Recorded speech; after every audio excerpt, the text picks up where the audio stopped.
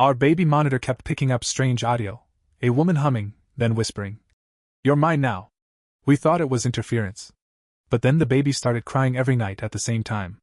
One night, I sat in the nursery with the lights off. At exactly 3:12 a.m., the humming started, but it wasn't through the monitor. It was outside the window. I pulled the curtains back and saw my neighbor standing there, in her wedding dress, rocking an empty blanket. "My name's Dean. I'm from Bellefonte, Pennsylvania.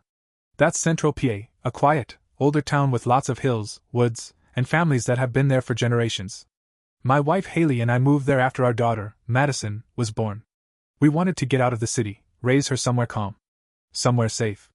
We found this 2-story house from the 1940s. Real charm to it, big windows, wraparound porch, fenced-in backyard. Needed a little work, but we were in love with it. Haley especially. It was her dream house. Next door was this old white farmhouse. Classic country look. Big oak trees lining the yard. That's where Colleen lived. Colleen was quiet.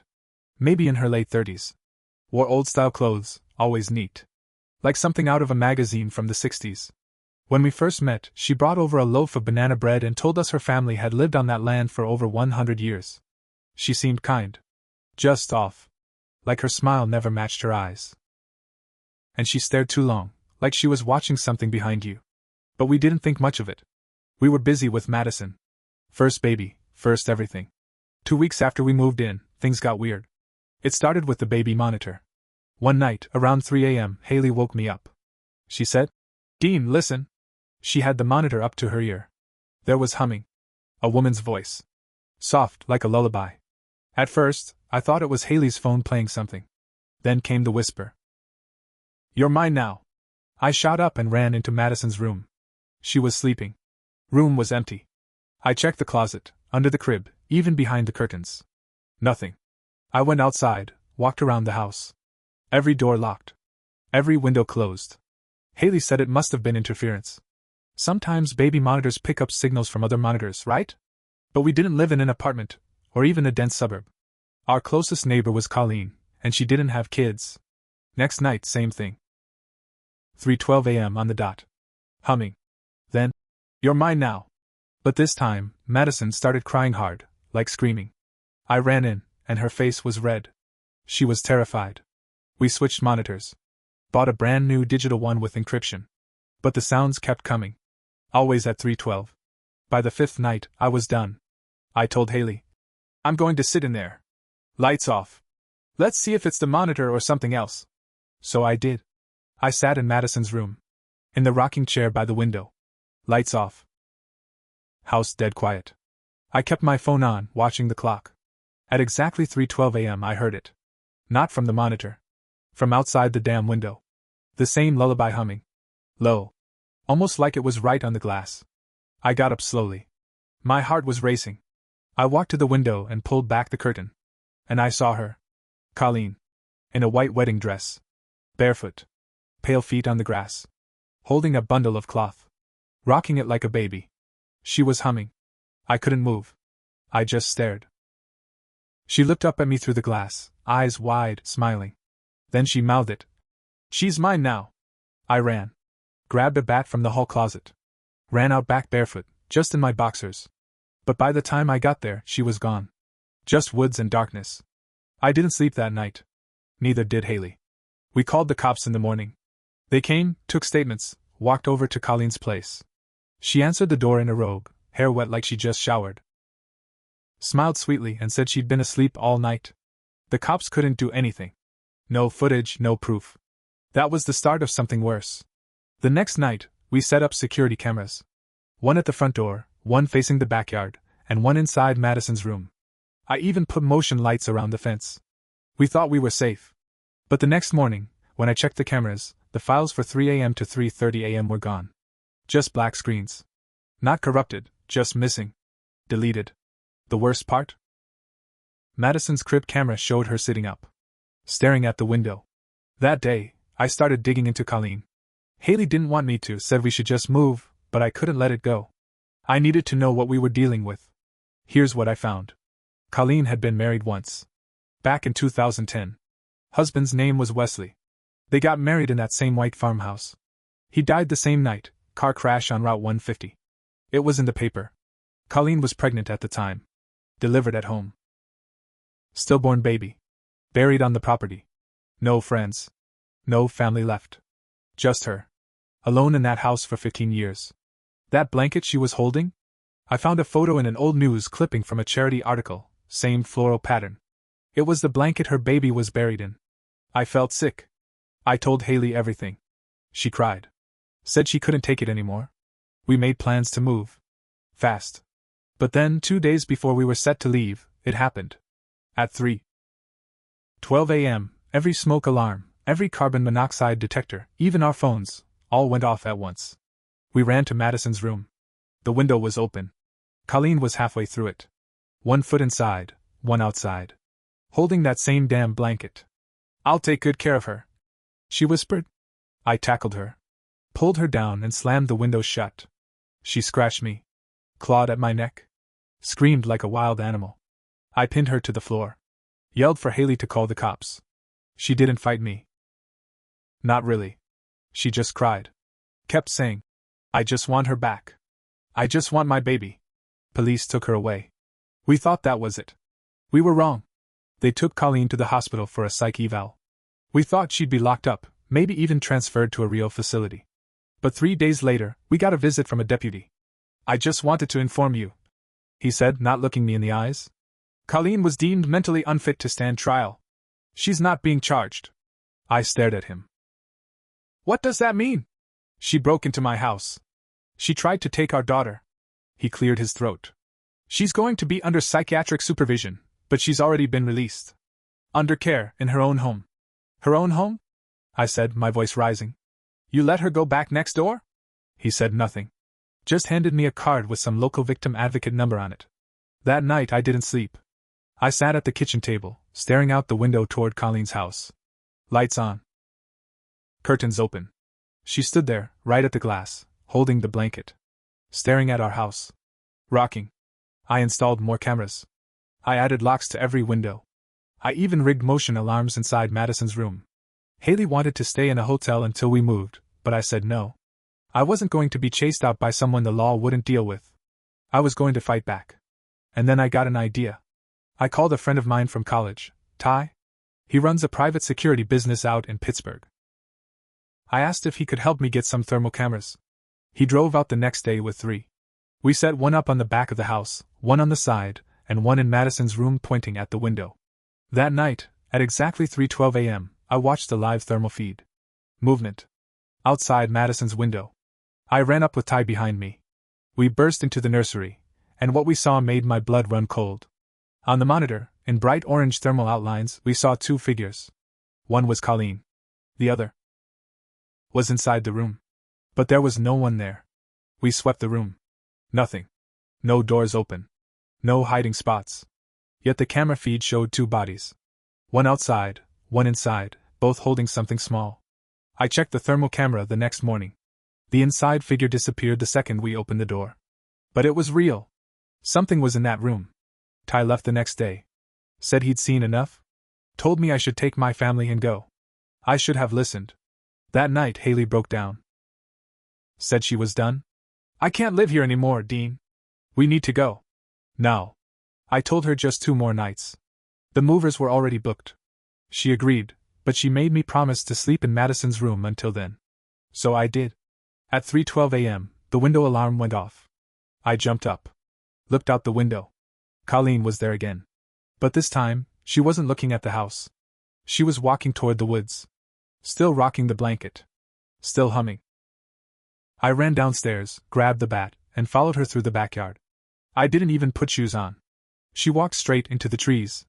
No flashlight. No hesitation. Just humming. I followed. About 50 yards in, she stopped. There was a small clearing.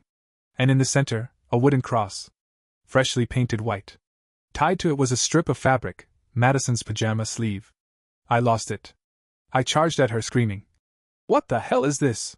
She didn't run. She just knelt beside the cross and said, "I made a place for her.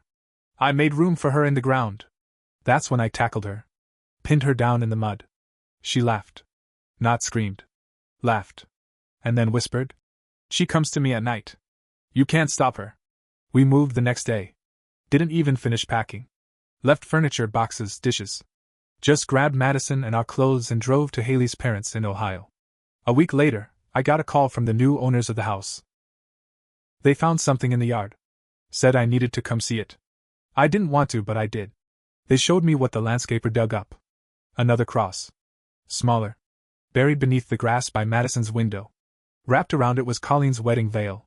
And inside the box beneath the cross? A lock of hair. It wasn't Colleen's. It was blonde. Like Madison's. I didn't tell Haley about the hair. I didn't tell her I drove back. I told her I was going out for coffee and just kept driving. Because deep down, I needed to know if I was crazy. If this was real. Or if something had gotten into me, into us. But when I saw that hair, when I saw the box, I knew. She had touched Madison. Or something had. I took the box straight to the local police department. They kept me waiting for over an hour before finally bringing me back to a cramped little office. A detective named Mauer sat across from me. He looked tired. Looked like someone who'd seen too much and didn't care anymore. You brought us this cross box? He said, flipping through my statement like it was a lunch menu. It was buried in our yard. I said. That's my daughter's hair. And how do you know that? Because it's blonde, it's baby fine, and there's dried blood on the roots. She's the only one in our house with hair like that. Mauer leaned back. You said the neighbor, Colleen, was responsible? She's the only person who could be. He stared at me a moment. Then he said, she disappeared 3 nights ago. I blinked. What? She vanished, he said. Her house was left unlocked. Lights on. Dinner still warm on the stove. But she was gone. I sat back. You're telling me she just vanished? She has no car. No phone. No family. No friends. She's on medication, and she was scheduled to check in for a monthly eval last week. She didn't show. I asked. Did you search the woods? He nodded. K9 unit went out. Nothing. No tracks. No signs of struggle. Just gone. Then he said something that chilled me. The cross you found wasn't the first. I leaned forward. What do you mean? Mauer opened a drawer. Pulled out a manila folder. Inside were photos. At least 6 different wooden crosses. All about the same size. All found in the same stretch of woods behind our houses over the last 15 years. Each had something different inside. A sock. A pacifier. A stuffed animal. A photo. Colleen's baby wasn't the only one buried in that yard, Mauer said. That property's been flagged since 2007. But we never had a suspect. Not until you. I felt sick. You think I'm involved? He shook his head. No. I think you got out just in time. Back in Ohio, things weren't calm. Madison started waking up again. Every night. 3:12 a.m. We weren't even in the same house, the same state. But the crying came back. One night, Haley was rocking her when she suddenly stopped and said, Dean! She's humming. I said, What do you mean she's humming? Haley held Madison out to me. She's humming the lullaby. And she was. Our daughter, barely 8 months old, was humming that same soft, low melody we'd heard through the monitor. The same one Colleen used to hum. I grabbed the baby monitor and rewound the audio. I recorded it. I played it for Mauer. He didn't blink. He just said, We're going to dig up the yard. A week later, I got another call. They'd found 3 graves behind Colleen's house. All infants. No birth records. No missing persons reports matched them. Unidentified. But each wrapped in cloth. Each buried under a wooden cross. All fresh within the last 5 years. And in the last one? Was a note. Old paper. Faded ink.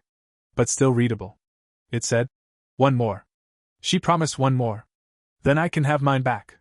I stared at that note for a long time. 1 more. She promised 1 more. Then I can have mine back. It hit me like a brick. Colleen wasn't just sick. She was desperate. She believed something had made her a deal. Something real, or something in her mind. Either way, it had power over her. It gave her a reason. And she believed if she delivered 1 more baby, she'd get her own child back. And she picked Madison to be that. 1 more. I blamed Colleen. But I also started blaming myself. I should have left sooner. I should have gone to the police the first time I saw her at the window. Not waited. Not tried to be the tough guy. But the guilt didn't stop what was happening now. Because Madison kept changing. Every night at 3:12 a.m., she would wake up smiling. Not crying anymore. Smiling. Sometimes she'd giggle at the corner of the room. Like someone was there. One night I heard her whisper, "Mama says hi." Haley hadn't been in the room. And then one day, I was holding Madison in my lap while watching TV. She turned to me and said, "She's almost here." I stood up. Shook her gently. "Who's almost here, baby?" She didn't answer. She just pointed at the front door. That was the same day we got the call. Colleen's body had been found. Deep in the woods. Nearly a mile from the property. She was in her wedding dress. Still holding the blanket. No signs of injury. No animal bites. No blood. The coroner said it looked like she just laid down and died. Heart stopped. Eyes open. Still smiling. But the part that chilled me to the bone? She was found under a tree. A large oak. And carved into that tree, just above her body, were 3 words. "She is mine!" I snapped. That night, I took every monitor, every piece of electronics out of Madison's room. Hauled it to the garage and smashed it with a sledgehammer. I poured gasoline on the pieces. Burned it all. Then I drove back to that house in Belafonte. I waited until midnight. I'd broken through the back door, hadn't been repaired. The house still smelled like her. Still had furniture covered in sheets. I went to the nursery. Colleen's old nursery. I knew which room it was. And I tore the floorboards up. That's where I found the final piece. A journal. Colleen's journal. Most of it was nonsense. Scribbled lines, scratched out names, drawings of cribs and cradles. But the last entry was clear. I thought I could trade. 1 for 1.